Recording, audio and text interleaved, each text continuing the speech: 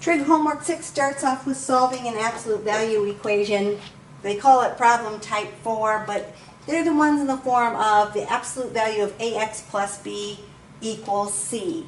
So when I think about absolute values, I have to think about the definite absolute value, that it's the distance of a number from 0 on the number line. And so if I have the absolute value of what number equals 3, I actually have two answers, because both a positive 3 and negative 3 are 3 places from 0. If I have the absolute value of x equals negative 3, absolute values are positive or 0, and so an absolute value can't equal a negative number. We have no solution. So my L and my U kind of smushed together there. The same kind of thing will hold true here. Most of the time when I'm solving an absolute value problem, I'm going to have two cases. One where I'm equal to the original problem, one where I'm going to do the opposite or the negative of that value. So when I solve this, I'm going to say negative 2u minus 9 could equal 9, because the absolute value of 9 is 9. However, the negative 2u minus 9 could also equal negative 9, because the absolute value of negative 9 still equals a positive 9. So I do those two problems and I just solve them like I solve everything else. So I'm going to add my 9, negative 2u equals 18, divide by negative 2. So u is going to equal negative 9, and that's going to be one of my answers. Over here, if I add my 9, negative 2u equals 0, and 0 divided by negative 2 is still 0. There's my other answer. Of course, they're going to have you enter it in with a comma, so you're really going to say u equals negative 9 comma 0, and that's how you're going to see the answer entered in. I'm going to go ahead and move the board up here.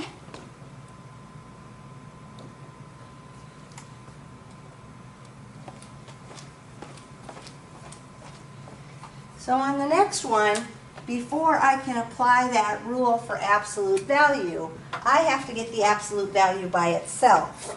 Since this section with the absolute value isn't by itself because it has the plus 9, I've got to move my 9 over to the other side first.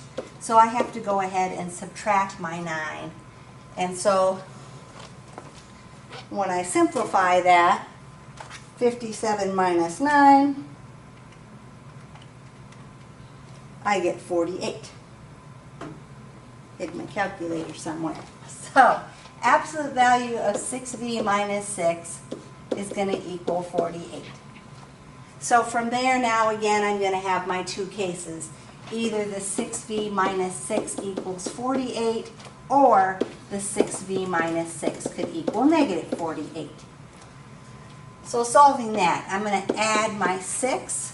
6v equals 54, and then I'm going to divide by 6 and simplify my fraction.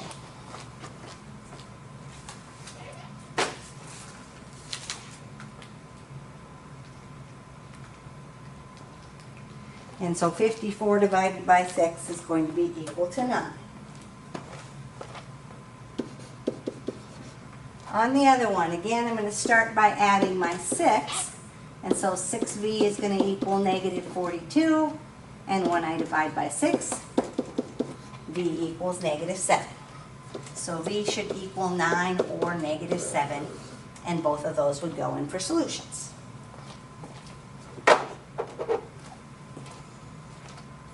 On the third one, I'm getting rid of my coefficient, so I have to divide by that negative 5. The absolute value of negative 4w plus 6 then equals negative 3. When I look at that, I say, oh, absolute values can't equal a negative number, so right away I know, oh, there's going to be no solution there because I can't have an absolute value equal to a negative number.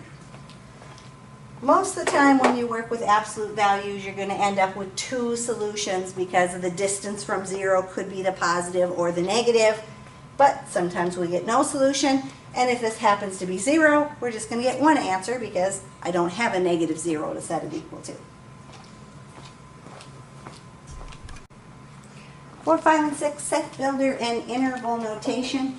Interval notation is a way of writing an inequality, but it's more compact, where we either use a bracket if we're going to include the number, or a parenthesis if we're going right up to that number, but we're not exactly on it. So we're graphing the set x such that -2 is less than or equal to x, which is less than 0 on the number line. So on the -2, we had the filled in dot. On the 0, we have the open circle, and we're shading between those two dots. So when I do interval notation, I want to write that exact same thing. I look at my number line from left to right. I'm going from -2 to 0. The -2 has the filled in circle, so that means it's going to have a bracket to show that we are including the number.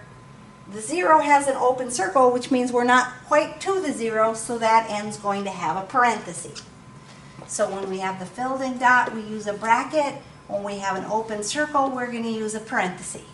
And we haven't talked about it, but if you have negative infinity or positive infinity, you also can't be on those, so those will have parentheses next to those also. So, number 5, I have x such that x is less than 1 on my number line. So at 1, we're going to have our open circle. We're shading everything less than 1. So this keeps going and going and going. It's going to go to negative infinity if we could ever get there. So our interval, since we want to go from left to right, goes from negative infinity to 1. Again, we can't be on infinity, so that's going to have a parenthesis. We're not exactly on the 1 either, so we have a parenthesis on that end.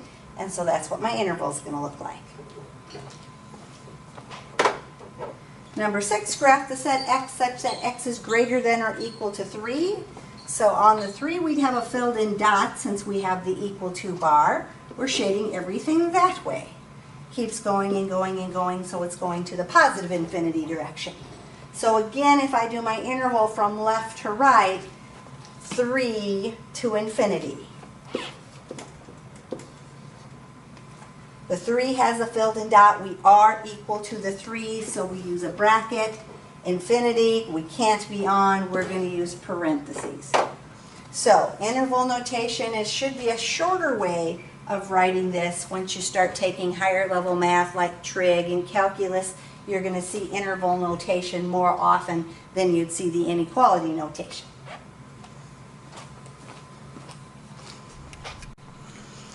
Seven, 8, and 9, solving inequalities. Here, when we solve an inequality, we solve it just like we solve an equation, except if we end up multiplying or dividing by a negative, we have to reverse our inequality sign. Most of the time it's dividing by a negative, but occasionally there are cases where we have to multiply by a negative and we still have to flip our sign. So if I'm going to solve this one for you, first thing I'm going to do is subtract my 7 and move it over to the other side. So negative 20 is less than negative 5u. I then have to divide by negative 5. Since I'm dividing by that negative 5, I end up reversing my inequality sign. So 4 is greater than u, or u would be less than 4. You don't have to switch it around. When you get to word problems, it makes more sense to switch it around since you're solving for that variable, but they will take the answer either way, whichever way you want to do that.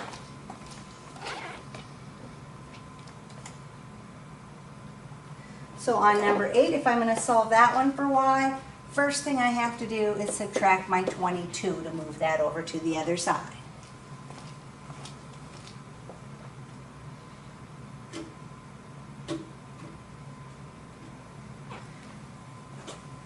So negative 7y is greater than negative 14. And again, I want to solve that for y, so I'm going to divide by my negative 7. Since I divided by a negative, I flip my sign. Negative over a negative makes it a positive. Now it doesn't matter if the top number is positive or negative. You're only looking at that bottom number. I divided by the negative 7, and so since that bottom number was negative, I had to reverse my inequality sign.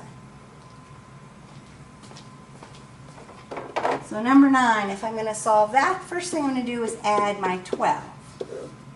Negative 15 is greater than 3x. So on this one to solve it, I'm going to divide by 3 And since that 3 is positive, I don't flip my sign. So negative 5 is greater than x. Notice I had to leave it in this order. So if negative 5 is greater than x, then x would be less than negative 5, if I can smush that in there. So x is less than negative 5.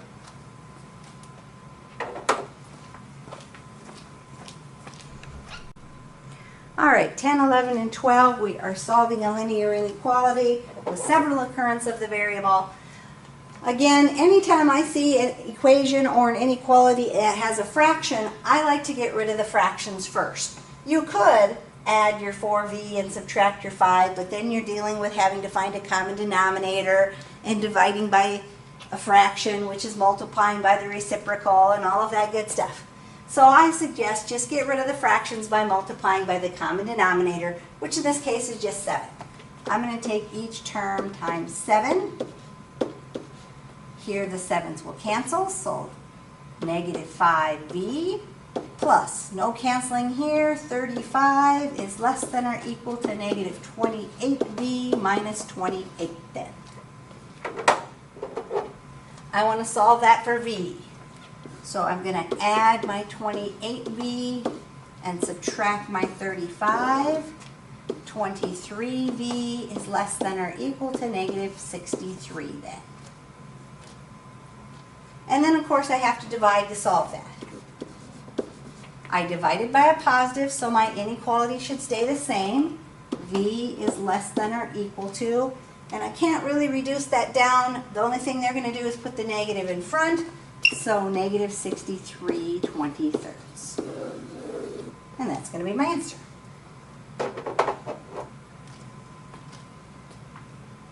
On the next one, notice I have denominators of 6's and 4's. I want to get rid of my fractions, so I want to use my least common multiple. So I'm going to multiply everything by 12. You could use 24, it would work, your numbers would just be bigger, but I'm going to use 12. So I'm going to times 12. Times 12, times 12, times 12.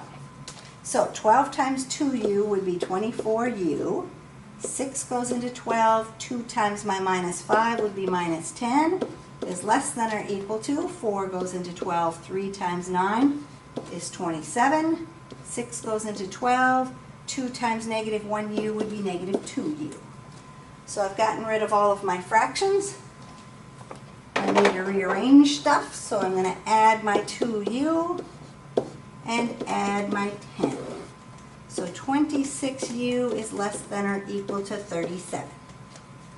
Again, I'm going to divide. I'm dividing by a positive 26, so my sign is going to stay the same. So u is less than or equal to 37/26. Not much I can do to simplify that one either.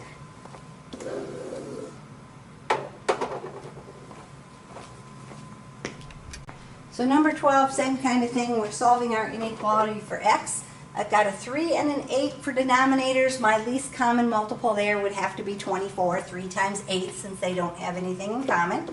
So I'm going to multiply everything by 24. 3 goes into 24. 8 times 2x would be 16x. 1 times 24 is 24. It's less than or equal to 24 times a negative x would be negative 24x. And 8 goes into 24. 3 times negative 5 minus 15. So again, I'm going to add my 24x and subtract my 24. So 40x is less than or equal to negative 39. Again, on this one, we're dividing by a positive number, so we don't have to flip our sign. X is less than or equal to negative 39/40 then. So just watch, if you do divide by a negative, that you reverse your inequality. We didn't have any that we had to do that on, but you will. 13, 14, 15, we're solving compound linear inequalities. It says that if there's no solution, enter the empty set for the no solution symbol. And so what we're going to do here is we have to solve each of these. Keeping in mind if it's an and, I should be between two numbers. If it's an or, I should be going in the two opposite directions. And that's why we have no solution sometimes, because it doesn't fit the meaning of and or. So I want to start out by just solving each of these separately. 4x plus 3 is greater than 19. I'm going to minus my 3, so 4x is greater than 16. Divide by 4, so x is greater than 4. Here, 3x minus 1 is greater than or equal to negative 10. I'm going to add my 1. 3x is greater than or equal to negative 9. I'm going to divide by 3. X is greater than or equal to negative 3. So in this case, I want to figure out on my number line, I am greater than the 4. Wherever 4 is, I'm going this way. And I'm greater than or equal to negative 3. Filled in dot, I'm still going this way. When I am doing an and, I want those values that are in both sets of my answer. So I want the section that's overlapping each other. So on my answer, I am just doing this section that's greater than or 4 because those numbers are included in both of my sets. So I would say 4 to infinity, not including the 4, so I'm going to have a parenthesis, and I can't include infinity, so I'll have a parenthesis on that end also. So my solution in interval notation is that I'm going from 4 to infinity. So number 14, if I'm going to solve that one, I have 2w plus 2 is greater than or equal to 14. I would minus my 2. 2w is greater than or equal to 12, and divide by 2. W is greater than or equal to 6. On my other one, 3w minus 2 is less than or equal to, whoops, I'm trying to add my 2 already, 7. I'm going to add my 2. 3w is less than or equal to 9. Divide by 3. W is less than or equal to 3. So this one's an or. Means it can be in either set. So I am greater than or equal to 6. I'm going this way. I'm less than or equal to 3. I'm going this way. Both of them have the filled in dots because they both have the or equal to. So I want to write that I'm in this set or this set. Anything that got shaded in either section is part of my answer since it's an or. So this section is going from negative infinity to 3. And this section is going to from 6 to positive infinity. Brackets on the 3 and the 6 because they did have the filled in dots.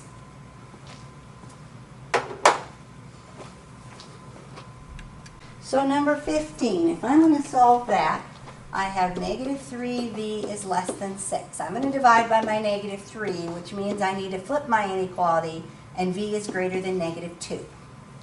Then we have 2v minus 1 is less than or equal to 7, so we're going to add our 1.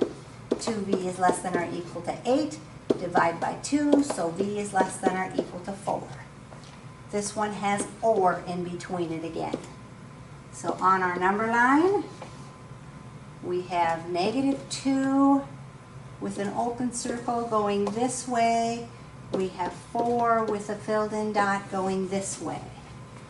Now this was an or, and so anything that got shaded on your number line is part of your answer. If it was an and, you just do this section in the middle. But if it's an or, anything that's shaded is part of your answer. Well, I'm shading here, but I still keep going because I'm shading down there.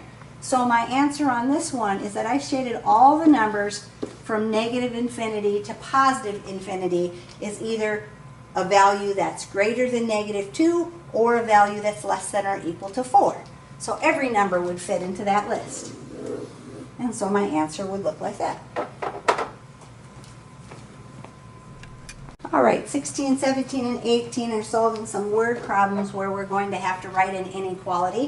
It says Keith is going to rent a truck for one day. There are 2 companies he can choose from, and they have the following prices. Company A has no initial fee, but is charging me 70 cents for every mile driven. And it's going to tell you what variable to use, so make sure you look. We're going to use M for the miles driven.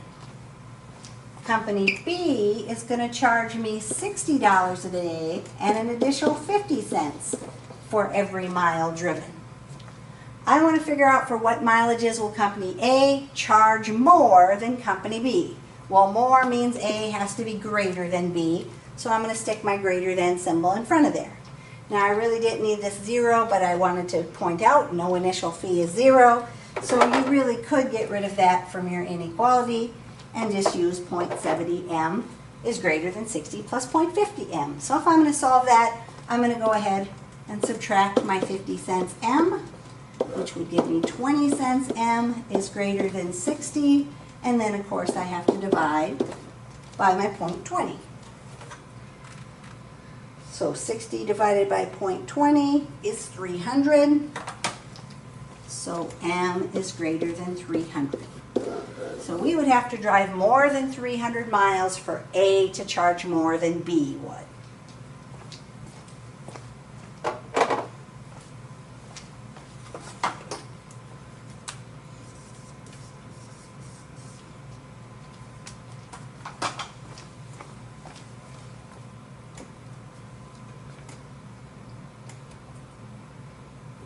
So number 17, Ma is a medical equipment saleswoman and must choose between two salary contracts. In contract A, she gets paid $650 a month plus 20% of her total sales. We're going to use S for the sales. In B, she gets paid $14.18 per month and 8% of her sales, 0.08 S.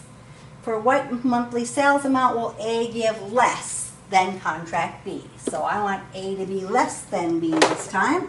And again, I have to go ahead and solve this. So I'm going to subtract my 8% S and subtract my 650. And so 12% S is less than, and I'm going to go ahead and use my calculator.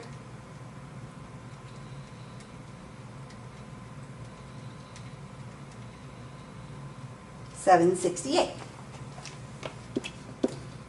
If I divide that by my 12%, then S is less than $6,400. So if her monthly sales is less than $6,400, then A is going to give me a lower salary than B is.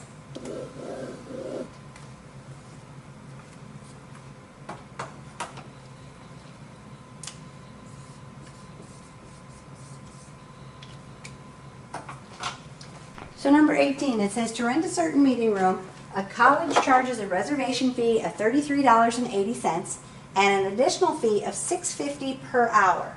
The film club wants to spend less than $72.80 on renting the meeting room. What are the possible amounts of time for which they could rent the meeting room? Use T for the number of hours the meeting room is rented. Solve your inequality for T. So reservation fee of $33.80. An additional fee of $6.50 per hour. Make sure you use T for the number of hours because they tell you have to use T, and they want to spend less than $72.80. So we have our inequality. First thing we're going to do is go ahead and subtract our $33.80. So 650T is less than $72.80 minus $33.80 is $39. We're going to go ahead and divide by our 650. And so our answer is going to be 6. T is less than 6 then.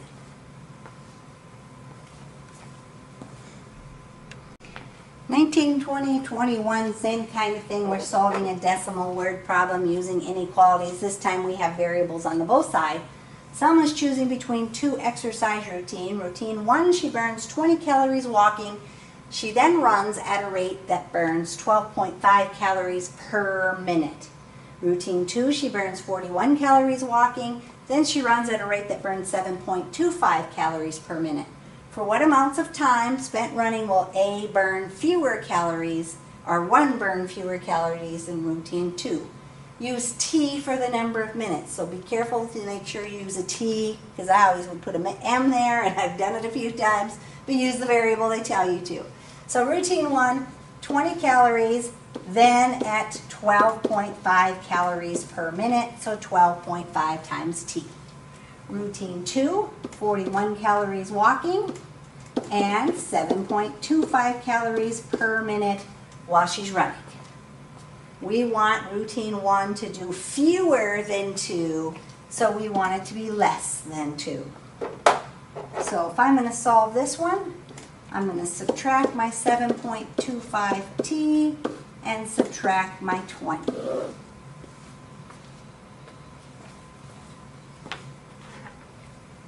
So 12.5 minus 7.25 is 5.25.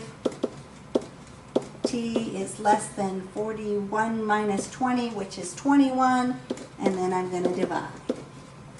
So 21 divided by 5.25 gives me T is less than 4. So if I was going to run less than 4 minutes, then routine 1 would burn fewer calories than 2. If I'm going to run longer than 4 minutes, I might as well do routine 2 then.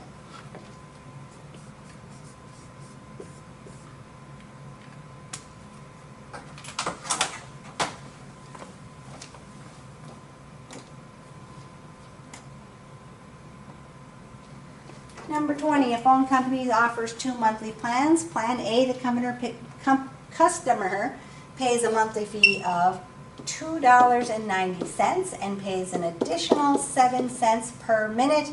We're using M for the number of minutes. In Plan B, there is no monthly fee, but the customer pays 8 cents per minute. For what amount of monthly phone use will A cost at least as much as B? At least. So that means I would want to have A be greater than or equal to B. At least means it could match it, but it could be higher than that, right? So greater than or equal to. So if I'm going to solve this, I'm going to subtract my 7 cents a minute, which gives me 1 cent a minute. So 290 is greater than or equal to 0.01 M. Divide by my 0.01.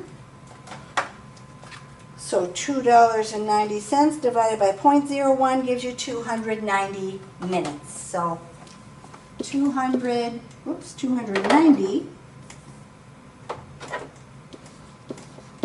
is greater than or equal to M, which doesn't make a whole lot of sense. So on inequality word problems, it makes more sense to flip it around. The number of minutes would have to be less than or equal to 290.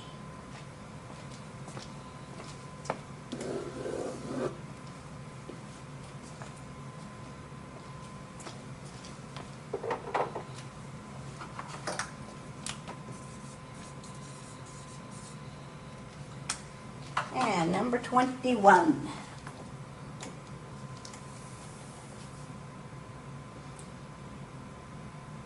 Carlos is going to rent a truck for one day. There are 2 companies he can choose from, and they have the following prices. A charges an initial fee of $60 and an additional 90 cents for every mile driven. We are using M for the miles driven. Company B, $73 and an additional 70 cents for every mile driven. For what mileages will Company A charge less than Company B? So A is less than B.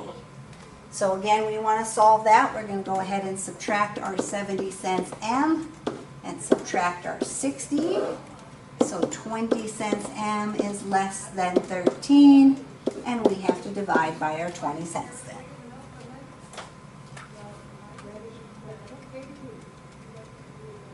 So M is less than 65. So if I'm going to drive less than 65, then A is going to be cheaper or less than B.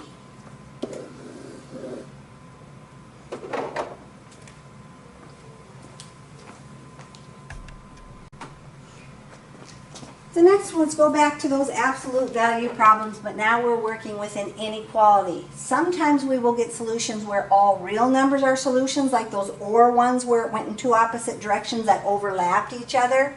Sometimes we'll have a no solution like those AND ones that cover the middle. So again, we want to think about absolute value. we need to get the absolute value by itself first. So in this case, I'm going to add my 4. 5 times the absolute value of w minus 6 is greater than 20. And then I'm going to divide by my 5. The absolute value of w minus 6 is greater than 4 then. I then am going to have my two cases.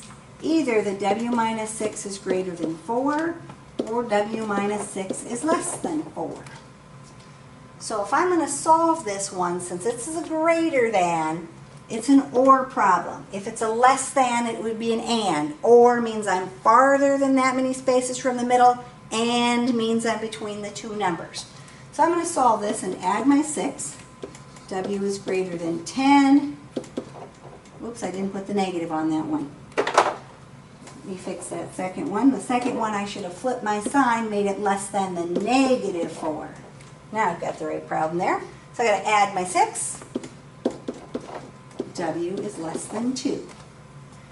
So on my number line here, I am greater than 10 and less than 2, or less than 2. I'm going in the two opposite directions, which I should be. And so I'm just going to connect those with the word or, because they're going to have us just use the regular notation, not the interval notation. And so that's going to be my answer.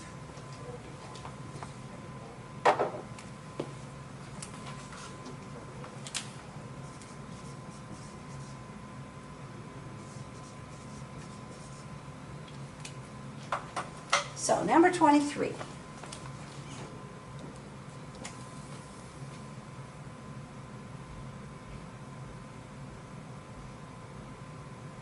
I want to get my absolute value by itself. First thing I'm going to do is add my 24. And so the absolute value of 5v is greater than 3. So that means 5v is greater than 3, or 5v is less than negative 3.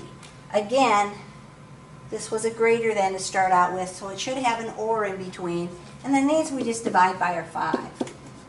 So v is greater than 3/5.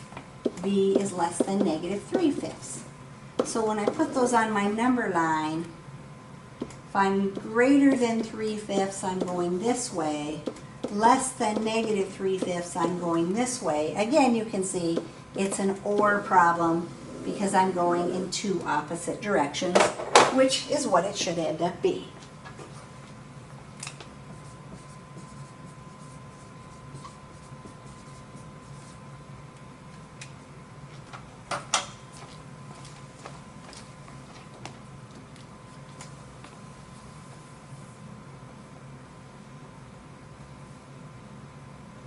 Number 24 then. If I'm going to solve this, first thing I'm going to do is add my 4. 5 times the absolute value of y plus 8 is greater than negative 30. I'm going to divide by my 5. Absolute value of y plus 8 is greater than negative 6. So this is where you have to think about the definition of absolute value, because sometimes you're going to get all real numbers are solutions. Sometimes you're going to get no solution because of this negative here. So my absolute value always is a positive number. Is a positive number greater than negative 6? Well, yes, a positive number is always greater than negative 6. So this one is going to be all real numbers are solutions. If this had been a less than, then it would have been no solution, because positive numbers are never less than a negative. So if it's a greater than, you get all reals. If it's a less than, you get no solution.